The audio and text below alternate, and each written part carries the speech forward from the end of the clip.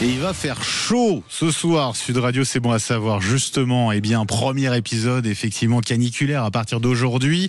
On souffre tous des fortes chaleurs, mais nos animaux de compagnie aussi. Alors, comment faire pour les protéger durant cette période? Pour tout savoir, je reçois ce matin un vétérinaire. Bonjour Jean-Luc Lafage.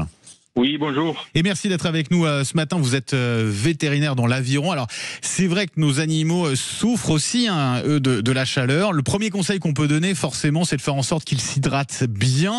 Comment savoir, d'ailleurs, Jean-Luc Lafage, s'ils sont bien hydratés, nos animaux?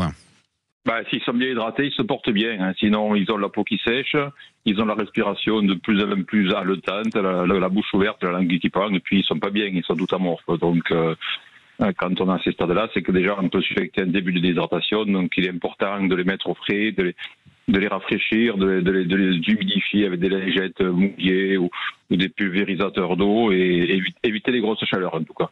Éviter les grosses chaleurs. On le dit, mais on le répète parce qu'on a encore des inconscients qui le font, mais surtout ne pas laisser son animal seul dans sa voiture en plein soleil. Ça vraiment, ça peut être très très dangereux, c'est mortel de toute façon. Jean-Luc Lafage, voilà, on va être clair là-dessus. Oui, c'est mortel. Voilà. En quelques minutes, ça peut être mortel avec une température qui s'élève, quoi. Ouais, bien sûr, bien sûr. Autre chose aussi sur lequel il faut faire attention, c'est quand on va sortir, alors son chien ou quand on va laisser sortir son chat par exemple. Attention, voilà, à ne pas marcher sur le bitume qui est trop chaud, ça peut être très dangereux aussi. Ah oui, surtout en ville où les bitumes et les macadams sont brûlants, afin de leur rouler les coussinets, quoi. Surtout pour les chiens qui ont une sudation par les coussinets et qui ensuite peuvent moins transpirer, quoi. Donc c'est très très mauvais. En fait, il faut les sortir le plus tôt possible, comme maintenant, ouais, à la fraîche. Et après ne pas les ressortir de la journée ou alors très très tard le soir quand c'est rafraîchi. Mais il faut que ce soit bien rafraîchi. Et ça c'est valable pour tous les animaux. Mais notamment pour les chiens, les chats, bon, ils se protègent un petit peu, ils vont à l'ombre, mais les chiens, voilà, il faut surtout les sortir très tôt le matin et après ne pas les ressortir, sauf pour faire les besoins. Si on a une pelouse, il fait ses besoins, il rentre. Si c'est du bitume, on le porte, on le pose juste qu'il fasse ses besoins et on le reporte pour éviter qu'il se brûle les coussinets, comme on a dit tout à l'heure. Bien sûr. Est-ce qu'il y a des races de chiens qui sont plus sensibles à la chaleur que d'autres? Oui, alors les plus sensibles au niveau de la race, ce sont ce qu'on appelle les brachycéphales, c'est-à-dire ceux qui ont le nez retroussé, tous les dogs, bulldogs, pékinois, boxers. En fait, ils ont le nez retroussé, ils ont des capacités respiratoires et du coup qui sont moindres et ils sont plus sensibles au coup de chaleur. Donc ça, c'est pour les races.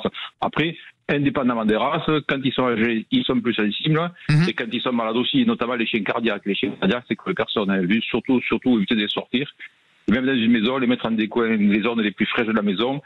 Et même pour ces chiens-là, âgés ou cardiaques, un petit ventilateur à côté quand il fait très très chaud dans les appartements.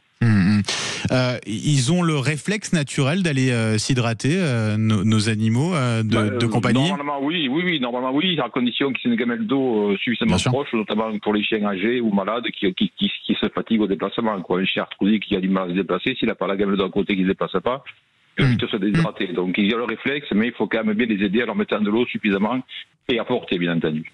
Si c'est trop tard, si notre animal de compagnie est déshydraté très clairement, qu'il y a un risque, on n'hésite pas à l'emmener chez le vétérinaire de toute urgence? Oui, il faut l'emmener chez le vétérinaire, mais dans l'attente de partir ou d'être reçu par le vétérinaire, déjà on peut commencer à l'humidifier chez soi avec une lingette, le mettre sous la douche carrément. Si y a un coup de chaleur, on le met sous la douche. Si c'est un chat, on prend un pulvérisateur d'eau et on le pulvérise parce qu'on va pas mettre un chat sous la douche. Voilà, donc c'est humidifié comme pour une personne. Merci beaucoup pour tous ces conseils, ils étaient importants. Jean-Luc Lafage, je rappelle, vous êtes vétérinaire dans l'Aveyron. Je vous souhaite une très belle journée.